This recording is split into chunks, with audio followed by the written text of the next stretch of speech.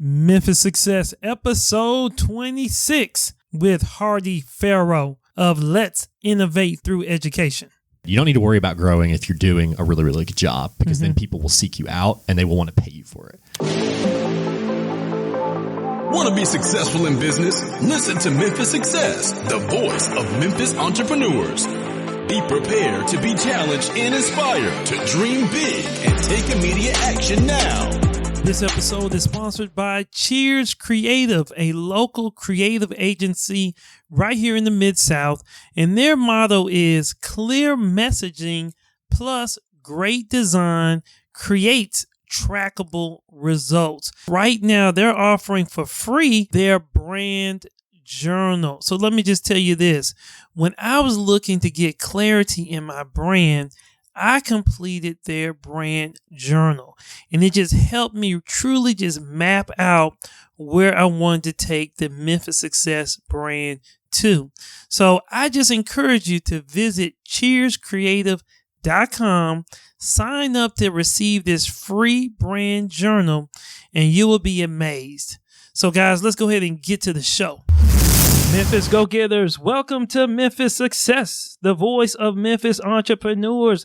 Hello, I'm your host, Darnell Reed, and I interview local entrepreneurs right here in the Mid-South to share their story to inspire you to pursue your dreams. Today, I'm excited to have Hardy Farrow on the show. Now, Hardy is the founder and executive director of Let's Innovate Through Education, Light Memphis. Now, Light's mission is to equip minority students to be future entrepreneurs. Now, Light has developed a unique multi-year model that tackles the three fundamental challenges to starting a business: experience, networks, and funding. Now, guys, let me just give you a little background about Hardy. Now, Hardy was named one of the Forbes 30 under 30 in education in 2017. He was recognized as a global semifinalist for the Forbes Change the World competition in 2016, as well as one of the top 20 change makers in the world.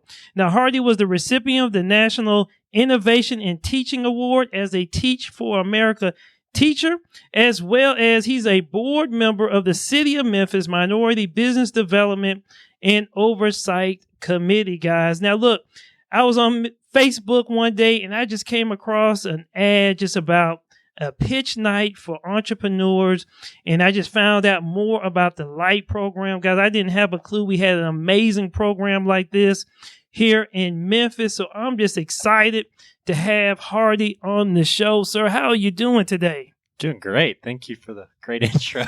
You humbled me. Thank you. Well, awesome. Hey, we're in this fabulous center right here close to the Memphis campus. And I know just some amazing things are happening right here. And I'm just so glad that we have something like this here in Memphis and just having you on this show. So, hey, let's go ahead and kick things off. I always like to ask our guests this. I know you're from Dalton, Georgia, but you've been in Memphis for a while. So if you can, just tell us what's the first thing that just really comes to your mind when you think about Memphis and entrepreneurship?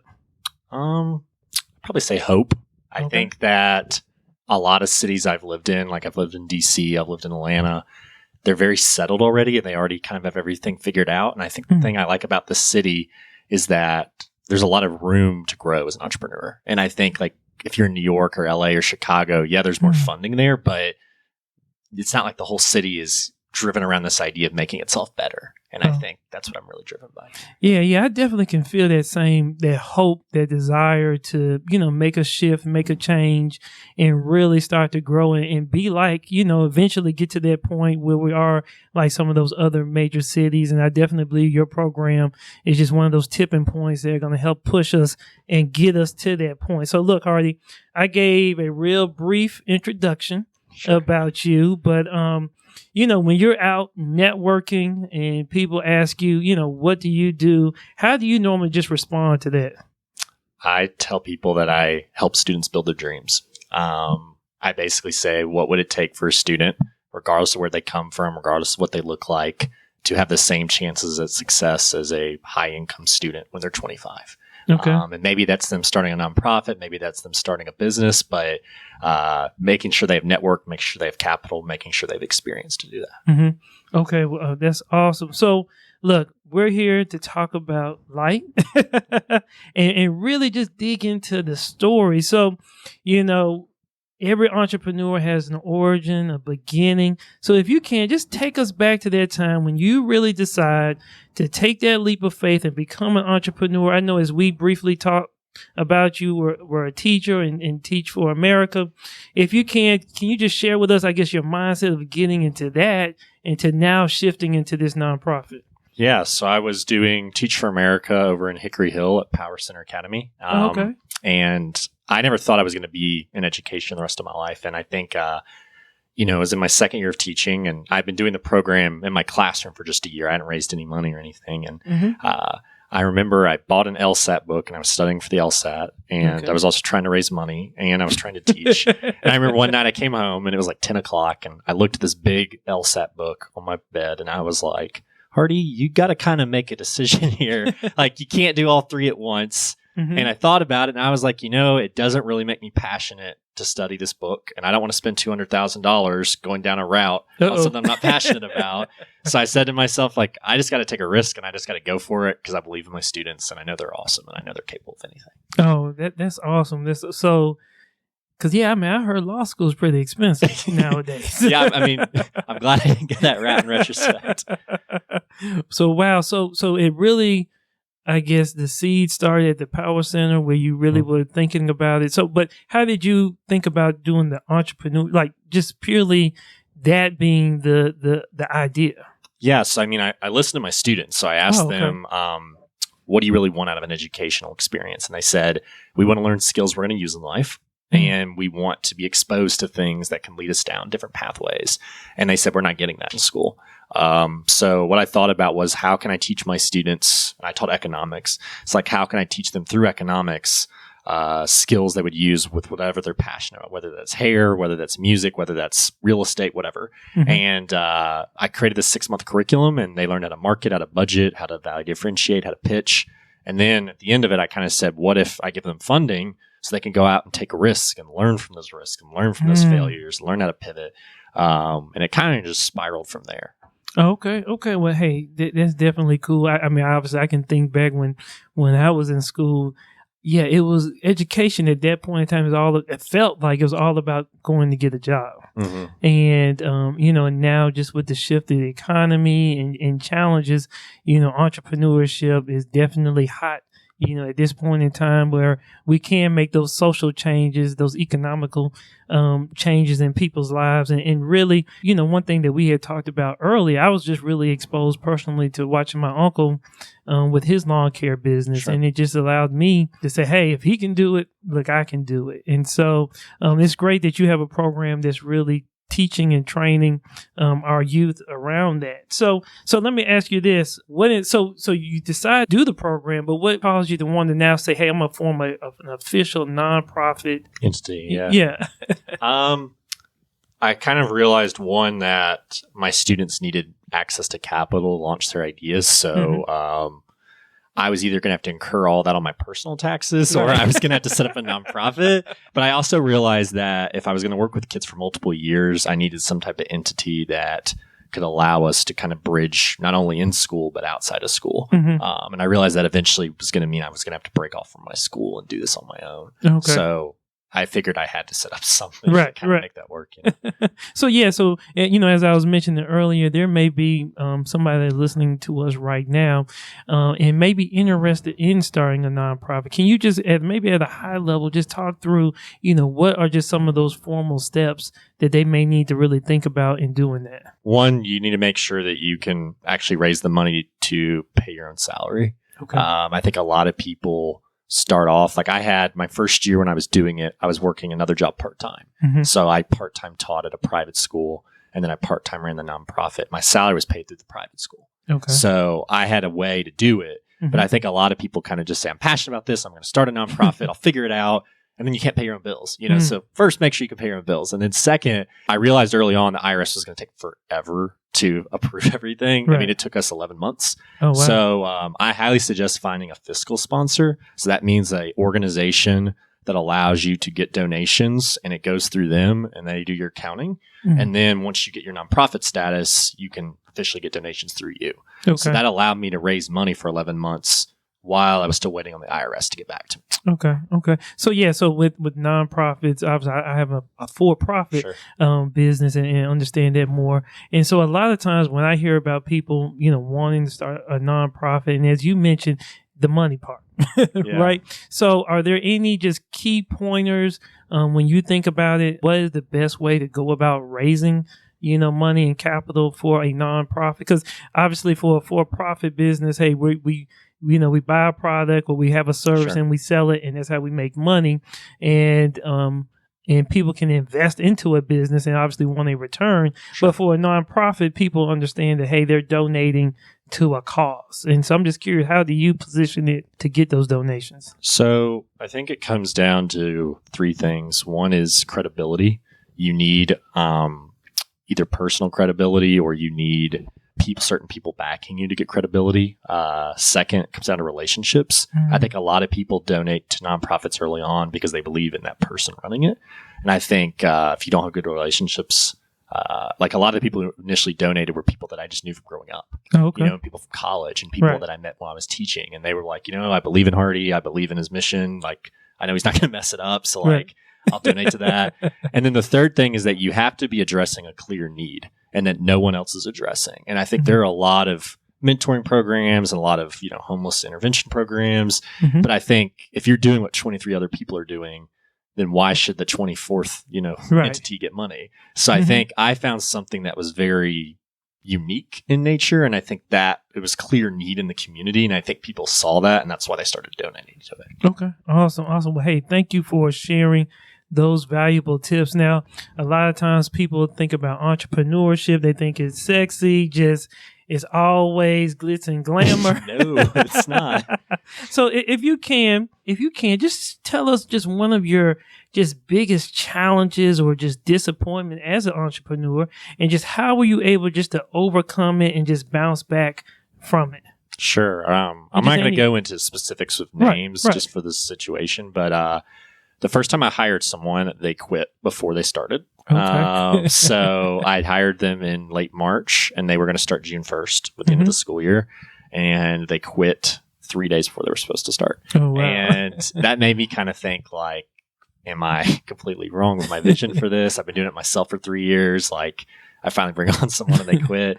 But it made me actually really think about how I dealt with other people and how I trained other people and how I invested other people in what we were doing. And it made me realize that just because you love something doesn't mean you're going to work 90 hours a week on it. Like, you Right. can love it and still work 40 hours a week. And that's awesome, Mhm. And I think I expected everyone to work as much as I did. Right. And that kind of scared people away.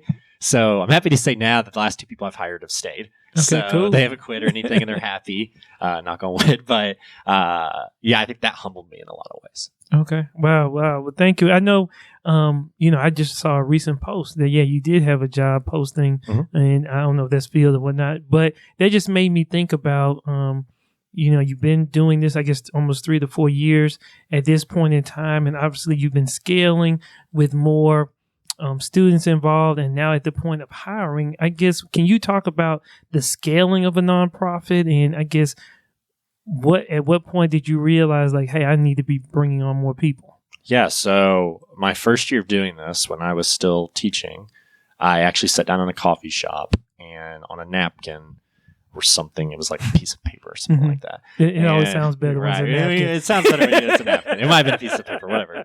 But I ended up writing out, okay, year 2, I want to have this many students. Year 3, I want to have this many students. 4, 5, 6, and this is how many employees I want each year. I'm happy to say that we're exactly on track with where I put out that first year. All right, cool. So it gave me a vision of, like, I wanted to increase by 25% each year. And then I wanted to stop at 100 students per year. And we'll be there in 2 school years. Okay, cool. So we're at 50 now. And that first year I had 6. So to go from 6 to 20, then to 50, then to 75, then to 100. And then I think the multi-year thing kind of grew as I kept doing this. So initially it was just the high school program. And then I thought, like, how do we work from 17 until 25 years old? Okay. Wow, that's definitely amazing just to kind of see that progression and definitely see you hit your numbers as you wrote on the napkin, per se. Something like that. So if you can do this for me, and maybe we've already just touched on this, but I call this the big shift moment in our business. So just take us to that moment in time when you experienced or learned something new that just really helped shift your business and just take it to another level. This is a good question. I'd probably say when I started learning how to apply to foundations. I think up to that point, I had just been raising money from individuals. And I think I had to really start thinking about how to frame our message to a larger audience. And I think that allowed me to learn a lot about our internal organization and also kind of, I don't know, where we were headed. I think filling out those types of applications makes you really forecast your long-term vision, really forecast your internal processes, forecast your goals, forecast your measurements. So I hadn't done that for the first probably 2.5, 3 years. And then over the past year and a half, I've been working a lot on that. Okay. All right, cool. So I call this what's going on in your business. Okay. Let's get in your business. So look, I know you got a lot going on right now, but what's that one thing that you're most excited about today in your business? I'm most excited. I think this is the same regardless of the day, is the students. Like last night, we had this night where all the parents and all the students came and they had to film their 30-second elevator pitches in front of a camera. And we're going to put them up on the website. And so actually, I guess I saw it. Was that maybe last year's? I went to your website. Right. So we did it in the fall too. And okay. They're all on the website right now under pitch night if people go to it. And I think the really cool part though was afterwards they all talked to the volunteers and they had to tell the volunteers like what the experience meant to them and how the volunteers impacted them. And I think for me, just seeing a student who I thought had it like all together, maybe all a kid, going to college and say, like, I didn't think I was capable of going to college, or I didn't think I was capable of launching a business, or I didn't think I was capable of doing this. And now because of this program, like I know that I can go out and become a millionaire. I know that I can go out and launch a 50-person plus company. And to see a kid from a low income community say that, I think, and genuinely believe it to their core, I think speaks to the power of our program, and it gets me excited every day. I love coming to work. Well, cool. Can you talk about this guy? I think this is coming up. Isn't there a pitch night coming up? Can you just kind of share a little bit about that? Sure. So on May 4th, Thursday, May 4th, at 6 o'clock, we'll have a big pitch night at Botanic Gardens, and we have our 27 students. They pitch their ideas to around 300 to 400 people. What they do is they each have 3 minutes to pitch, and some are in booths, some are on stage. And people vote at the actual pitch night on who should get extra funding. Okay, cool. So I'm sorry. So who gets the vote? The everybody in the audience. Oh, wow. So like family, community members, business people, whoever comes. And it's really cool because I think, and then we end with a college signing ceremony. So they all announce like where they're going to college, like a football player. Oh man, that's awesome. That's awesome. So I'm definitely signed up and I'll be there to watch that. That definitely sounds amazing. So a lot of times, we know it's very important. We focus on tactical things as business owners, but we also need to develop long-term plans. So what do you foresee, 3 to 5 years out for your program? I'm glad you asked this. I think that I want my students who I taught my first year of Teach for America to have the statistically same chance at launching and scale a business as an affluent white male in this community. And I think that means that they are launching a company that is just as profitable, that has just as many employees, and is in a high growth market. And I think through our program, we've set up an internship program now where students in college get matched with, Regional One, StartCo, BioWorks, all these other places in town. And then we've actually set up a venture capital fund through some different people in town. So they'll actually have access to capital to launch their businesses. So if they don't, get to that point, then I know that I've not prepared them in the way I should have. Okay. Well, hey, look, I know I already seen results on your website. So, hey, man, you're making moves, you're making progress. So, I think what you're foreseeing will happen in the future for this. So look, I call this our lightning round of questions. You can answer them as quickly or as in depth as you would like. So I'm just curious. I know you did the Teach for America, but did you have some entrepreneur bone, that you had inside of you prior to that? And was there anything holding you back from becoming an entrepreneur? So I've never taken a business class in my life. Okay. I didn't even know how to put together a cash flow. So to answer your question, not really. Like if you'd asked me in college if I was going to be an entrepreneur, I never went to pitch competitions or anything like that. Never. So I don't really know how that happened. But I guess things that were holding me back were I knew I would have to take a lot of personal sacrifice in terms of just spending time with friends, developing relationships. Right. I don't think I could have done this if I was married and had kids. I think because I'm so young right now, I think that allowed me to do this. So I think initially when I was starting, I was like, man, already you're gonna have to really put in a lot of hours to make this work. But right. Looking back on it, I'm really glad I did it. Yeah, definitely. So what is the best advice you have ever received? So this came from Jeremy Park over at Lipscomb Pits, and now they're called City Current. And he said, I remember my first year I came and talked to him, and he said, Hardy, if you do really, really good work and you're the best at it, then people will come to you to actually get your work and then expand it. Because initially I was worried, I was like, oh, we got to keep expanding. We got to expand. We got to expand. We got to grow. And he said, you don't need to worry about growing if you're doing a really, really good job, because then people will seek you out and they will want to pay you for it. Wow. And I was like, okay, this guy's crazy. But then, I listened to his advice, and we've gotten to a point now where probably 5 or 6 people a month approach us from different cities and stuff where they want to do what we do. And I think that's because we focus so much on just getting it right. Hey, that's awesome advice right there. I love that.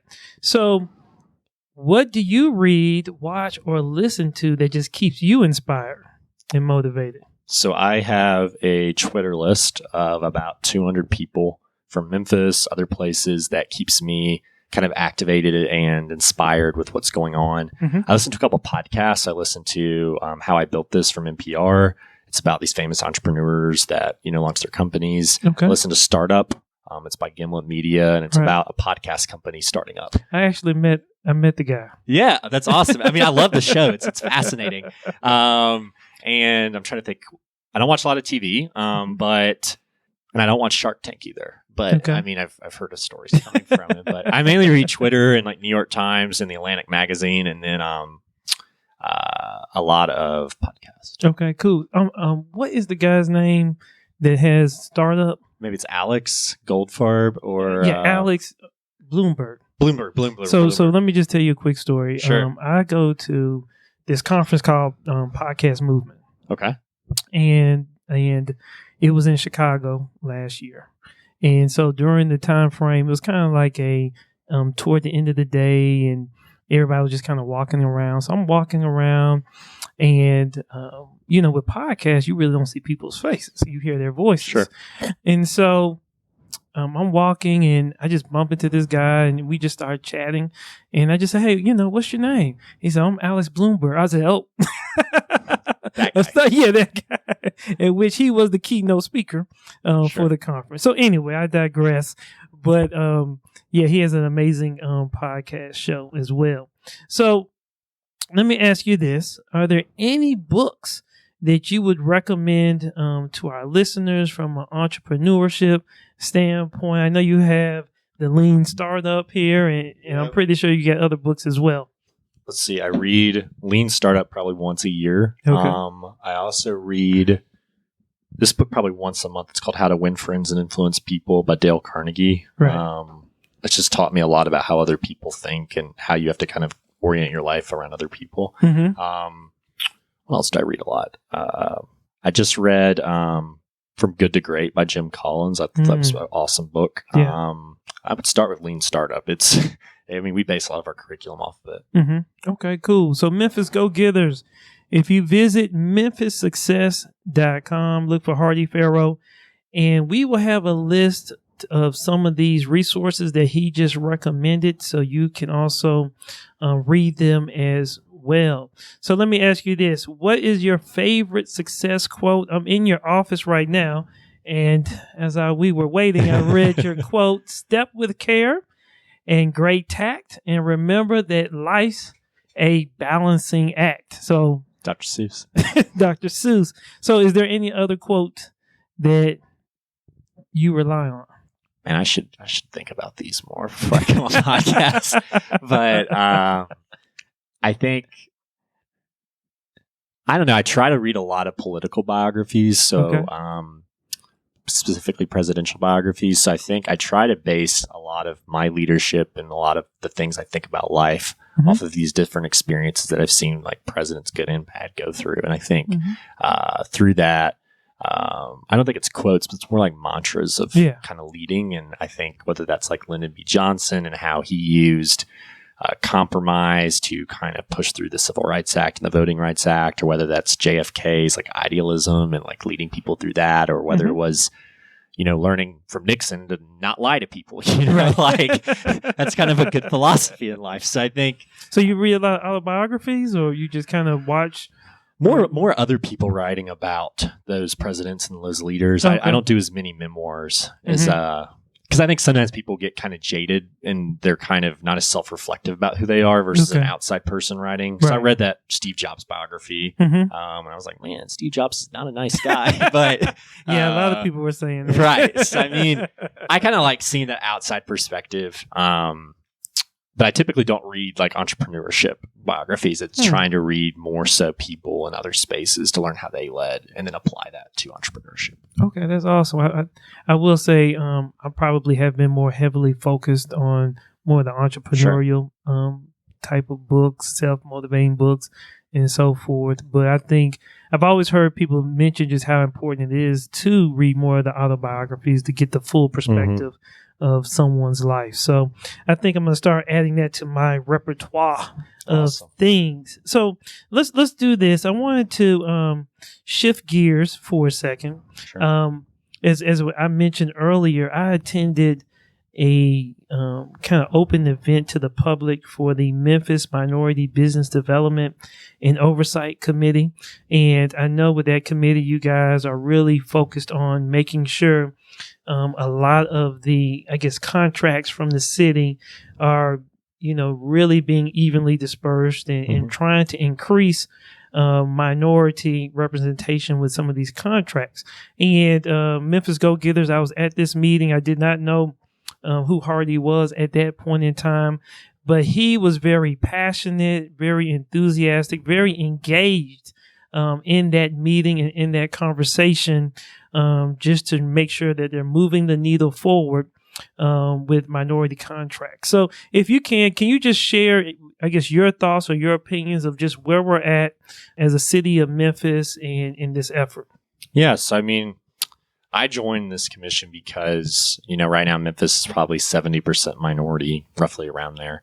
And I think it's like 16% of city contracts go to minority-owned firms. And when I heard that, you know, and then the fact that if you add up all the revenue in the city made by all the businesses, less than 1% comes from minority-owned firms, I thought to myself, like, one, economically, like, how do you build a city when that's happening? And then two, like, morally, like, that's pretty messed up, you know? So, I mean, I thought to myself, you know, I think there's some bigger systemic issues that are going on that we aren't addressing and we're not being intentional about. And I think everybody wants to help, but they're not being strategic about how to do it. I think that's causing problems. And I'm really passionate about capital access. I think you can be the smartest, most driven person, have the greatest ideas, but if you don't have money, it doesn't matter. So I got really frustrated with people saying, oh, like, we should go mentor people, or, oh, we should go like help them out. But then when it came to money, people are like, oh yeah, like things are too tight. And it's like, well, they're not really that tight. It's just like, we're not being strategic about it, you know? And I think that's why I joined. Yeah. Okay, cool. So I guess from that meeting, I guess how often is that? And was that just a one-time thing where we it was meet every public? Quarter. Every quarter. So I think our goal is to keep doing it in public. Normally they meet over at City Hall. So that was the first time we've done it at the library, but I know we might have problems with recording it. I think they have to stream it live, and I don't know if they have the recording equipment at the library, so they're trying to figure that out. But yeah, I liked it. I mean, I enjoy it. It keeps me on my toes. Well, yeah, that's awesome. I think a lot of times you hear a little bit about it, I guess, in the news. Sure. And I was recently at another event, and I think you were there as well, where it was downtown at a church. Claiborne Temple. Yeah, the Claiborne Temple.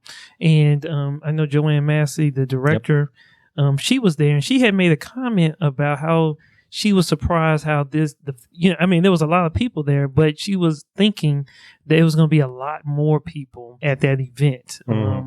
And that it was going to be, standing room only type of thing. And so it just made me wonder why other people in the city are maybe not knowing or just not engaged and involved in the conversation about it. Because obviously when you look at the percentage, if a lot more people know, they'll be a little more frustrated about what was going on. I think it's two things. I think one is the elections. I think people are pretty divided right now. And they don't necessarily want to engage with it. And then I think two, this problem is so complicated that I think it kind of overwhelms people. And it's not like, oh, kid is committing a crime, let's mentor him and let's figure that out. It's like very multi-layered and multifaceted. So I think when people try to address it, they're like, oh man, this is going to take multiple years, a lot of money, like a lot of resources.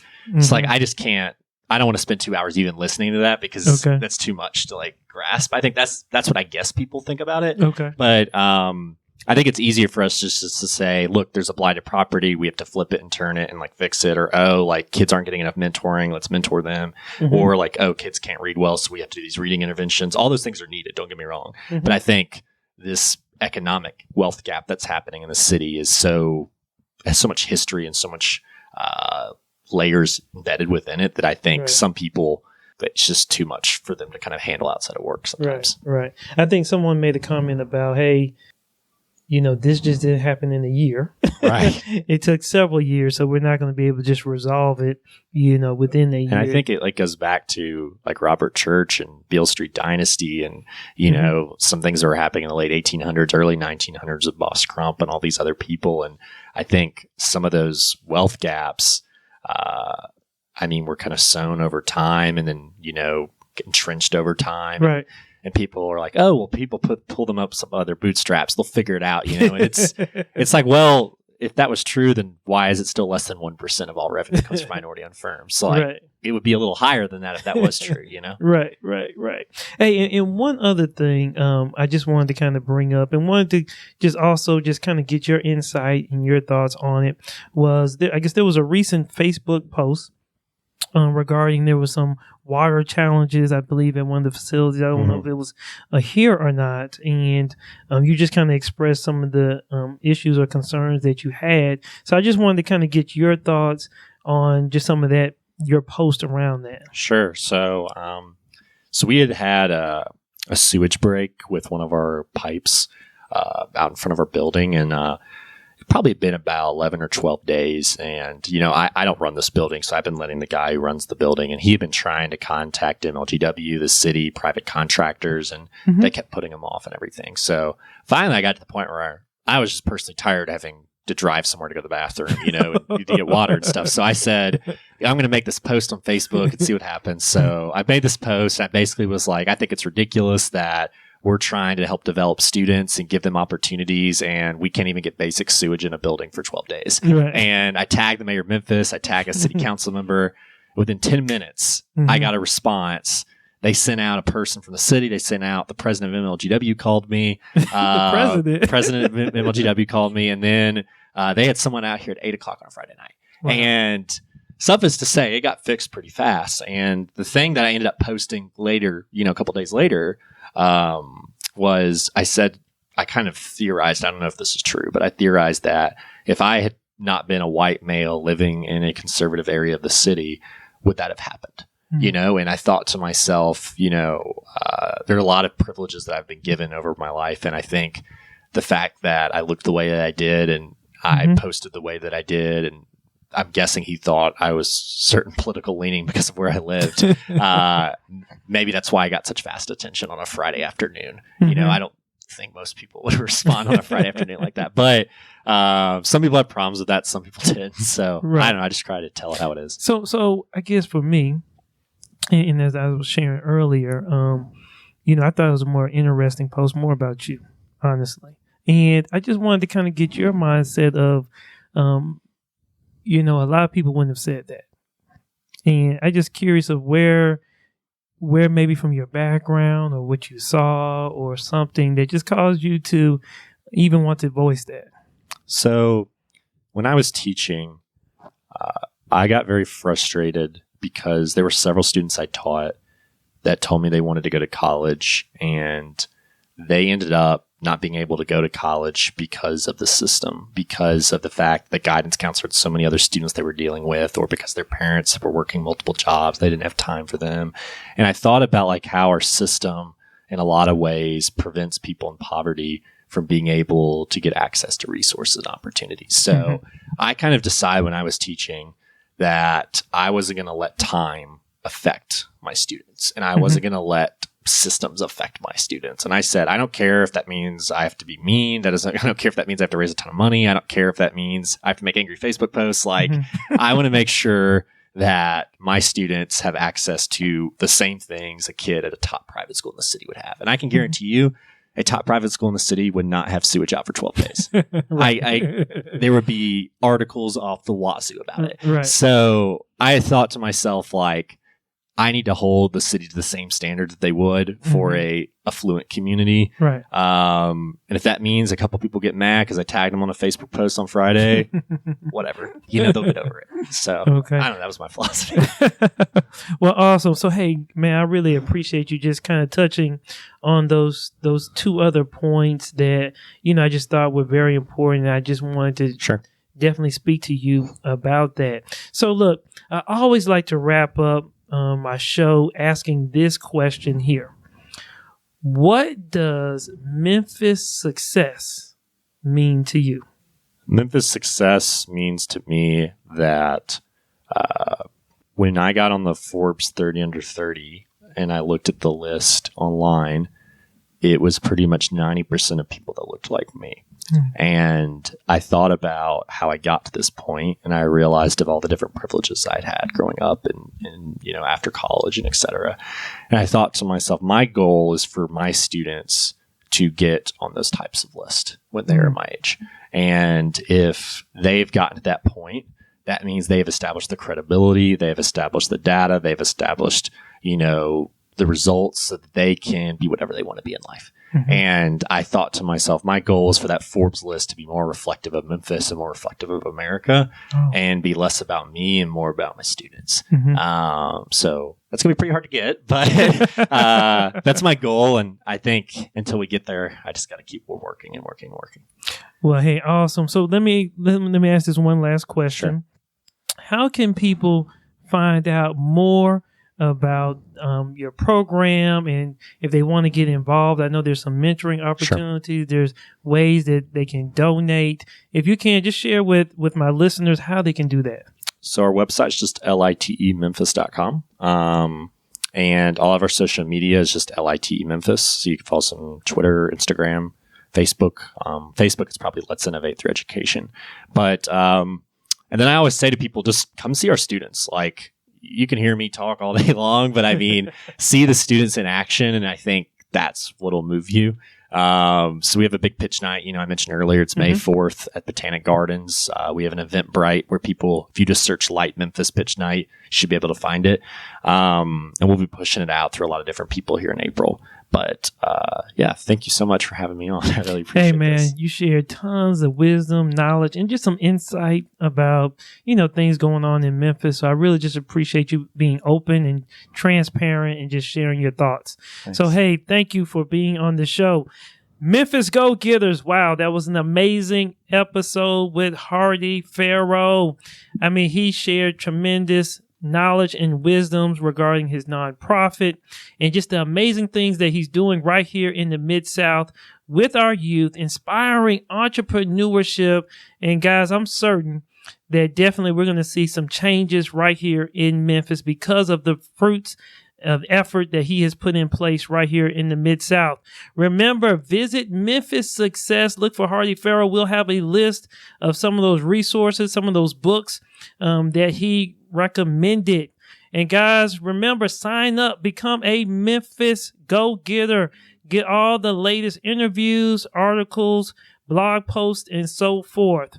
And guys, remember, dream big, take action, and make Thank you for money. listening to Memphis Success, the voice of Memphis entrepreneurs.